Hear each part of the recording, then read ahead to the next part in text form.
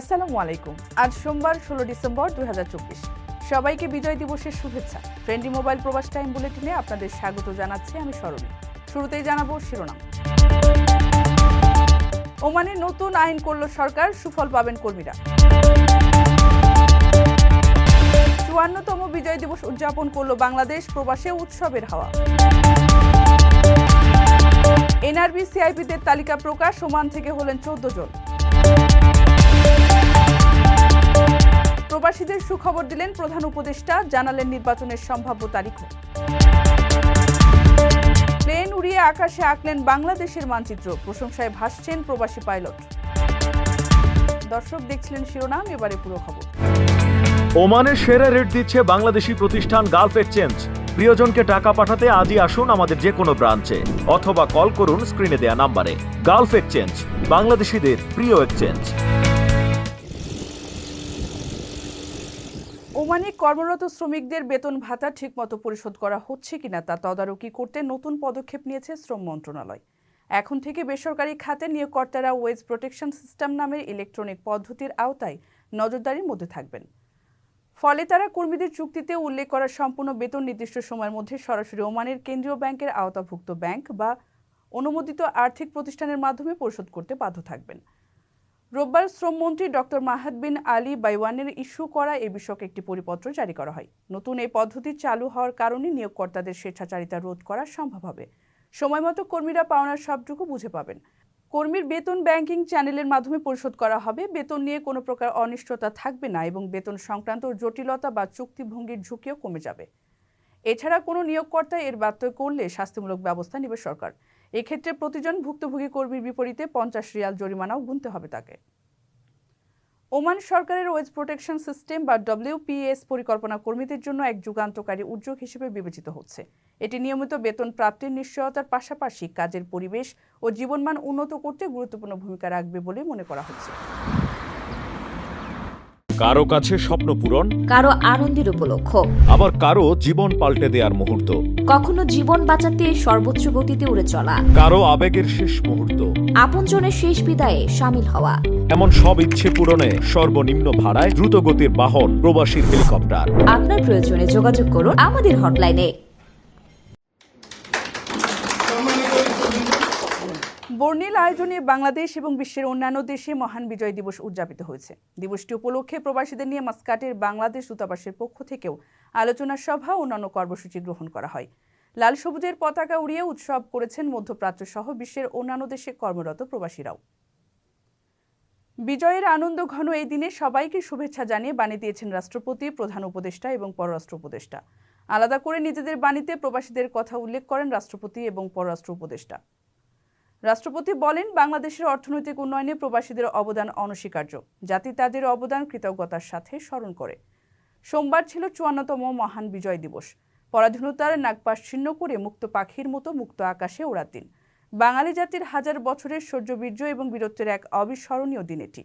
1971 সালের এই দিনে পাকিস্তানি হানাদার বাহিনীর ছোবল থেকে মুক্ত হয়েছিল বাংলাদেশ। সমাপ্তি ঘটেছিল বাঙালির ওপর চালানো পাকিস্তানি হানাদারদের নৃশংস নিধনযজ্ঞ। ফলে এই দিনটি বীরের জাতি হিসেবে আত্মপ্রকাশের দিন। বিদেশ থেকে প্রিয়জনকে উপহার পাঠান প্রবাসী শপের মাধ্যমে। যোগাযোগ করুন স্ক্রিনে দেওয়া নম্বরে। প্রতি বছরের ধারাবাহিকতায় এবছর সর্বাধিক বৈদেশিক মুদ্রা দেশে পাঠিয়ে সর্বমোট 83 জন প্রবাসী সিআইপি মনোনীত হয়েছেন। এর মধ্যে সর্বোচ্চ সংখ্যক 42 জন আমিরাত প্রবাসী। তালিকায় ওমান থেকে রয়েছেন 14 জন। তারা হলেন আজিমুল হক, মোহাম্মদ তৌফিকুজ্জামান, মোহাম্মদ নাজিমুদ্দিন, মোহাম্মদ শাহ আলী, আব্দুল করিম, মোহাম্মদ আশরাফুর রহমান, শারমিন সুলতানা, নূর মোহাম্মদ সিরাজুল হক, আমিনুর ইসলাম, ফজলুল করিম, আবু ইউসুফ, মোহাম্মদ নাসিরুদ্দিন এবং মোহাম্মদ নেসারুদ্দিন। গত 3রা ডিসেম্বর প্রবাসী কল্যাণ ও বৈদেশিক কর্মসংস্থান মন্ত্রণালয়ের সচিবের সভাপতিত্বে অনিবাসী বাংলাদেশিদের মধ্যে বাণিজ্যিক গুরুত্বপূর্ণ ব্যক্তি 2025 নির্বাচনের চূড়ান্ত বাছাই কমিটির সভা অনুষ্ঠিত হয়। এ সময় কমিটির সর্বসম্মতিক্রমে 2টি ক্যাটাগরিতে 83 জনকে নির্বাচিত করা হয়। 2023-24 অর্থ বছরের হিসেবে এই তালিকা প্রস্তুত করা হয়েছে। এর মধ্যে বৈধ চ্যানেলে সর্বাধিক বৈদেশিক মুদ্রা প্রেরণকারী অনিবাসী বাংলাদেশি ক্যাটাগরিতে 73 জন এবং বিদেশে বাংলাদেশি পণ্যের আমদানিকারক অনিবাসী বাংলাদেশি ক্যাটাগরিতে মোট 10 জন আবেদনকারীকে মনোনীত করা হয়। তবে বাংলাদেশের শিল্পক্ষেত্রে সরাসরি বিনিয়োগকারী অনিবাসী বাংলাদেশি ক্যাটাগরিতে কোনো আবেদন পাওয়া যায়নি। ওমান থেকে সিআইপির খেতাব পাওয়া ব্যক্তিদের মধ্যে 2 জন 3 কোটি টাকার উপরে লেনদেন করেছেন। 6 জনের লেনদেনের পরিমাণ 2 থেকে 3 কোটি টাকার মধ্যে, বাকিদের সবাই 1 থেকে 2 কোটি টাকার ভেতরে লেনদেন করেছেন। প্রবাসীদের বিনিয়োগের শতভাগ নির্ভরযোগ্য প্রতিষ্ঠান প্রবাসীর সিটি লিমিটেড। এখানে বিনিয়োগ করে হালাল মুনাফা অর্জন করুন। প্রবাসী বাংলাদেশিদের ভোট দেওয়া নিশ্চিত করতে চান বলে মন্তব্য করেছেন প্রধান উপদেষ্টা ডক্টর মাহমুদ ইউনূস। বিজয় দিবস উপলক্ষে জাতির উদ্দেশ্যে দেওয়া ভাষণের এক পর্যায়ে এই আশ্বাস দেন প্রধান উপদেষ্টা। এবার আমরা প্রবাসী বাংলাদেশিদেরকে ভোট দেওয়া নিশ্চিত করতে চাই। অতীতে আমরা এই ব্যাপারে অনেকবার আশ্বাসের কথা শুনেছি।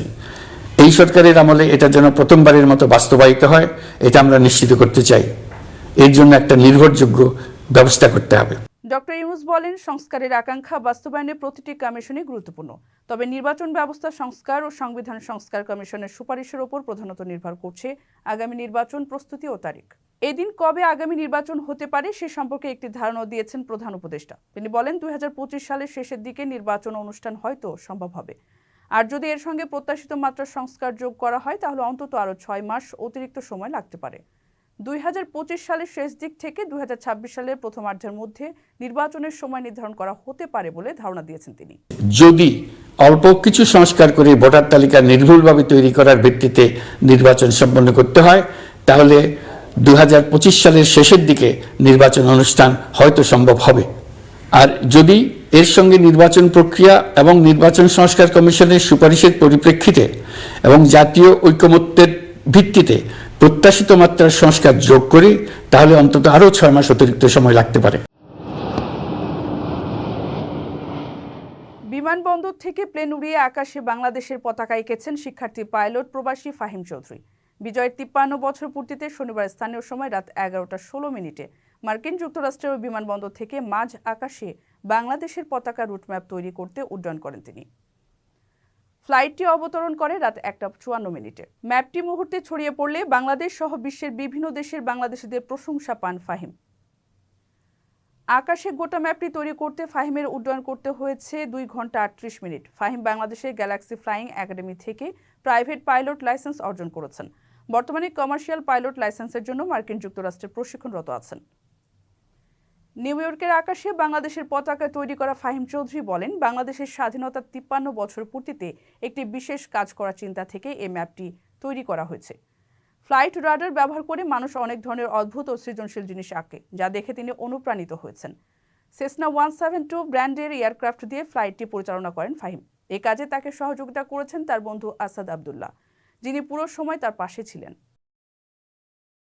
দর্শক দেখছিলেন ফ্রেন্ডলি মোবাইল প্রবাস টাইম বুলেটিন। শেষ করার আগে শিরোনামগুলো জানিয়ে দিচ্ছি আরও একবার। ওমানে নতুন আইন করল সরকার, সুফল পাবেন কর্মীরা। 54তম বিজয় দিবস উদযাপন করল বাংলাদেশ, প্রবাসে উৎসবের হাওয়া। এনআরবি সিআইপিদের তালিকা প্রকাশ, ওমান থেকে হলেন 14 জন। প্রবাসীদের সুখবর দিলেন প্রধান উপদেষ্টা, জানালেন নির্বাচনের সম্ভাব্য তারিখও। প্লেন উড়িয়ে আকাশে আঁকলেন বাংলাদেশের মানচিত্র, প্রশংসায় ভাসছেন প্রবাসী পাইলট। এই ছিল ফ্রেন্ডলি মোবাইল প্রবাস টাইম বুলেটিনের আজকের আয়োজন। প্রবাসের সর্বশেষ সংবাদ পেতে ভিজিট করুন www.probastime.net। সাবস্ক্রাইব করুন আমাদের ইউটিউব চ্যানেল এবং চোখ রাখুন ফেসবুক পেজে। পরবর্তী বুলেটিন দেখার আমন্ত্রণ জানিয়ে আজকের মতো বিদায় নিচ্ছি আমি স্মরণী। সে পর্যন্ত সবাই ভালো থাকবেন এবং নিরাপদে থাকবেন। আল্লাহ হাফেজ।